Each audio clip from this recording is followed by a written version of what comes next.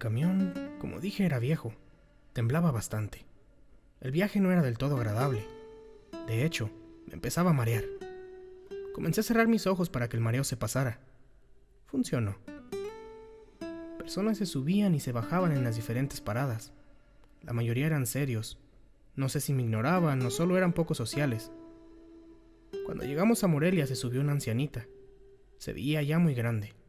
Sus pasos eran lentos y espaciados, y era pequeñita. Cargaba un bote de plástico en su hombro. Subió con mucha dificultad al autobús y se sentó en la hilera de asientos frente a mí. Respiró profundo varias veces hasta que su agitación se calmó. Solo miraba hacia el frente. Pasaron unos cuantos minutos y volteó a verme. Me dijo: «Pobre muchachito, siento que tengas que hacer este viaje solo. Espero que llegues sano y salvo». Me sentí confundido, pues no tenía idea de cómo sabía sobre la misión. Pensé que quizás conocía a mi papá, pero era muy extraño que supiera que estaba haciendo un viaje solo. Mientras mis pensamientos entraban en tormenta, la ancianita los interrumpió con su suave voz, preguntando a dónde iba. Le dije que a Querétaro, a hacerle un mandado a mi papá. Solo soltó una pequeña risa y me comenzó a platicar que ella iba en Daparapeo a visitar a sus hijos y les llevaba garbanzos cocidos, pues eran sus favoritos. Platicamos por el resto del viaje.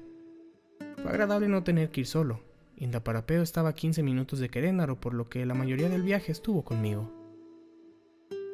Después de que se bajó la señora, su nombre era Magdalena, por cierto, la última racha del camino comenzó. Pasamos por otros pequeños pueblitos, San Lucas Pío y la colonia Guadalupe. Mientras más nos acercábamos, más aumentaba mi ansiedad. Cuando por fin pude ver el letrero que indicaba los límites ejidales de Querétaro, mis nervios estaban a tope. Pasamos por un balneario llamado El Pedregal, que estaba muy cerca de los límites. Allá había un montón de gente, jóvenes principalmente, todos parados justo en la curva que hacía frente al balneario. Cuando vieron el camión, todos comenzaron a gritar y a correr hacia este, pero el camión no se detuvo. Algunos los alcanzaron y se comenzaban a colgar, haciendo que el camión se desbalanceara, al punto que pensé lo voltearían. El chofer solo aceleró, haciendo que todos cayeran. Estaba demasiado espantado. Mi corazón latía tan rápido como el de un conejo. Pero afortunadamente todo pasó rápido. Y después de unos 7 minutos, llegamos a la calle donde me reuniría con mi papá. Hice mi parada y bajé del autobús. Me bajé cerca de una escuela primaria. Tuve que caminar unos cuantos metros de regreso para llegar al callejón que me había dicho mi papá. Di los primeros pasos dentro, pero me dio una muy mala vibra. El ambiente se sentía muy pesado. Era una sensación similar a la que sentí en el lago, pero a la misma vez era algo diferente. No puedo explicar en realidad. Mientras estaba perdido en mis pensamientos, sentí una mano detrás mío, dejándose caer con suavidad sobre mi hombro. Naturalmente me llené de miedo y di un pequeño salto acompañado de un suspiro. Volteé lentamente, solo para darme cuenta que era mi padre. Me sentí aliviado. Se rió un poco y me dijo que no era su intención espantarme, para después decirme que estaba muy orgulloso de mí por haber llegado hasta allá solo. «El camino de aquí en adelante será un poco pesado, chavalo», dijo. «Te acompañaré hasta el final de este pedazo del camino, para dejarte exactamente donde comenzará el verdadero reto. Así que, adelante, mi guerrero, sigamos». Comenzamos a caminar hacia el final del callejón. No sé cuántas veces tengo que repetir que las calles eran muy solas, como si de repente todo el mundo se hubiera vuelto un pueblo fantasma.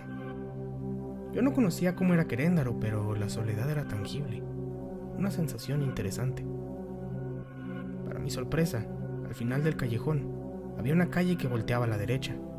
Desde el inicio no se veía. Pensé que entraríamos a la casa enfrente de nosotros cuando mi papá me dijo que el reto empezaba ahí. Pensaba que le habían robado la lanza a mi papá y la tenían ahí o algo así, y había planeado entrar por las ventanas, pero continuamos por la calle a la derecha. Caminamos cerca de 5 minutos y llegamos a otra intersección, pero en esta ocasión no aparecía una calle, ni un callejón. Era más como un camino, empedrado y alguna que otra piedra grande saliendo en las orillas. Si tenía que ir por ahí, definitivamente sería difícil. No estaba acostumbrado a ese tipo de terreno. Nos paramos justamente en el medio de la calle y mi padre dijo: «He aquí el inicio del camino. Aquí tendré que dejarte de nuevo, Gus. Pero antes, te daré una idea de cómo llegar a la Peña Rajada desde aquí. Me explicó el camino lo mejor que pudo, para después darme un beso en la frente y desaparecer, diciendo, buena suerte, con una voz que se difuminó en el silencio. Contemplé el camino por delante por unos minutos, para después dar el primer paso. Con el sonido de mi zapato chocando contra las irregulares rocas, sentí un escalofrío por todo mi cuerpo. No sé si era la emoción, la adrenalina, la preocupación, los nervios, o todo junto lo que me atacaban en ese momento, pero seguí caminando aquella subida empedrada del pueblo de Querendar. A los pocos minutos aquella mala vibra me comenzó a inundar. Escuchaba ruidos en los arbustos, como si alguien me siguiera. Al principio pensé que sería mi papá y solo quería jugarme una broma, pero después escuché mi nombre siendo mencionado por una voz que no era la de mi padre. Volteaba a los alrededores para tratar de figurar la fuente del sonido, pero no había nadie visible. Por alguna razón, en lugar de sentir miedo a lo desconocido, comencé a sentir coraje. Un coraje llenándome al punto que comencé a temblar. En eso, mi nombre fue mencionado justo detrás mío. Volté con agresión y preguntando fuertemente quién estaba ahí. Desafortunadamente, mi movimiento fue tan repentino y con tanta fuerza que no pude mantener el equilibrio y caí de cara en un charco de lodo. Me hinqué de inmediato para soltar un grito y una mala palabra, de la cual no sabía el significado, pero la había oído de un primo. Comencé a refunfuñar, a decir que no entendía por qué papá se había ido y nos había dejado. Era un desconsiderado por dejarme solo. Tengo solo 10 pinches años. ¡Demonios! ¡Papá! ¡Papá! ¿Por qué? ¿Por qué me dejaste? Sabes que yo no puedo solo. Sabes que yo soy solo un niño. Que yo no puedo proteger a mamá. Sal de donde estés. Sé que eres tú y tus bromas no son graciosas. Me quedé ahí tirado por más de 10 minutos, llorando de furia. Toda mi atención estaba concentrada en mis pensamientos de rabia, que no estaba poniendo atención a mis alrededores. Hasta que escuché el relinche de un caballo. Escuchaba furioso y se acercaba rápido. Sus cascos chocaban contra el suelo con tanta fuerza que sentía todos mis alrededores vibrar. Mi niñez regresó en ese instante y una dosis de adrenalina se liberó en mi cerebro. Instintivamente, comencé a correr hacia arriba, tan rápido como mis pequeñas y flacuchas piernas me permitían. Sentía mi aliento quemar con cada respiro. Después de dar una vuelta, comencé a ver el final de esa parte del camino.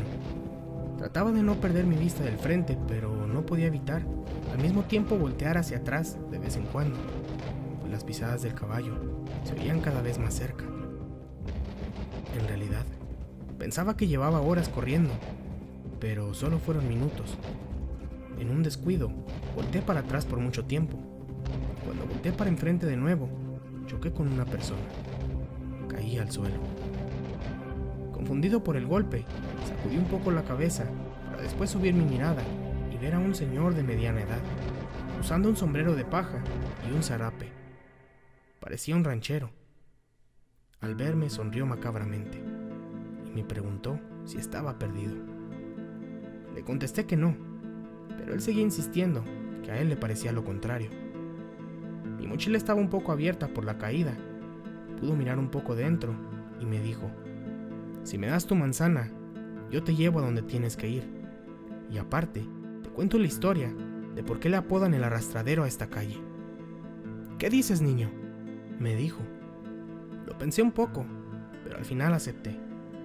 No recuerdo la historia con mucho detalle, pero me contó que en tiempos de la Guerra de Independencia usaban esa calle para arrastrar personas, ya fuera por criminales o traidores. Los amarraban a un caballo y los arrastraban de arriba abajo hasta morir. No creo que esa fuera la mejor historia para un niño de 10 años, pero fue interesante saber un poco de la historia del pueblo. Mientras caminábamos y él se comía mi manzana, pasamos por unas casas. La mayoría parecían vacías como el resto, pero en una de ellas estaba una pareja de abuelitos.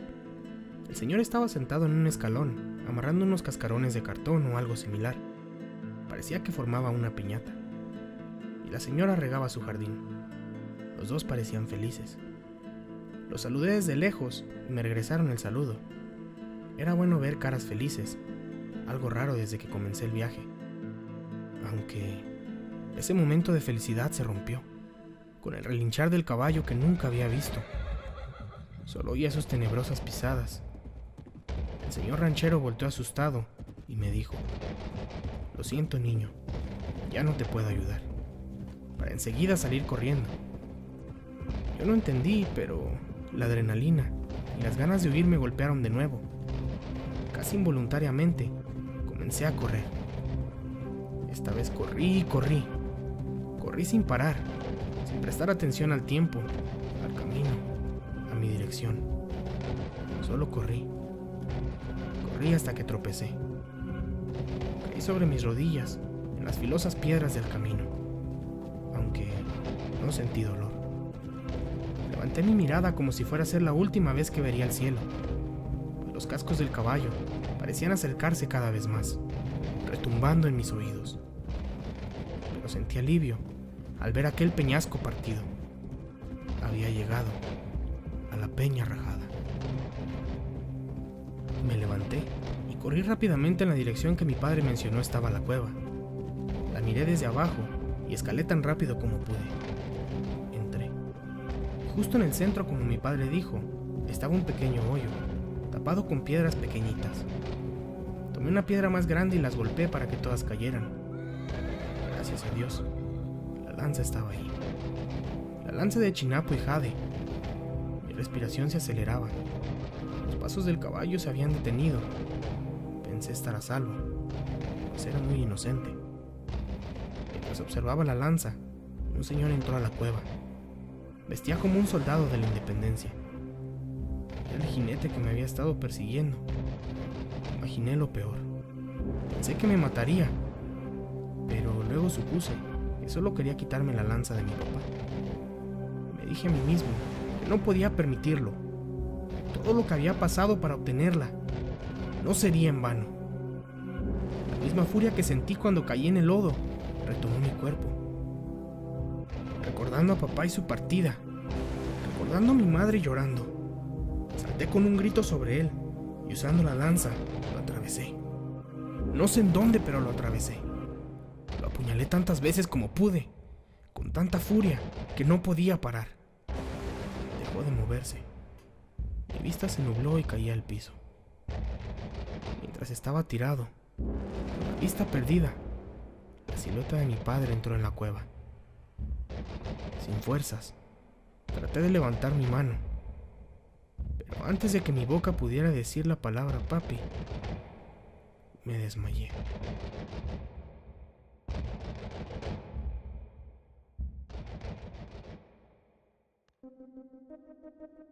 Con el final de este video, mis queridos escuchas, nos acercamos al final de la historia de Gustavo.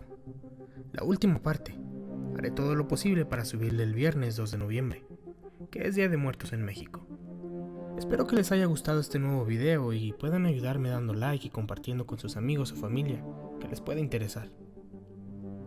Y como siempre, no se olviden imaginar que las historias aquí narradas en realidad sucedieron. Luces fuera.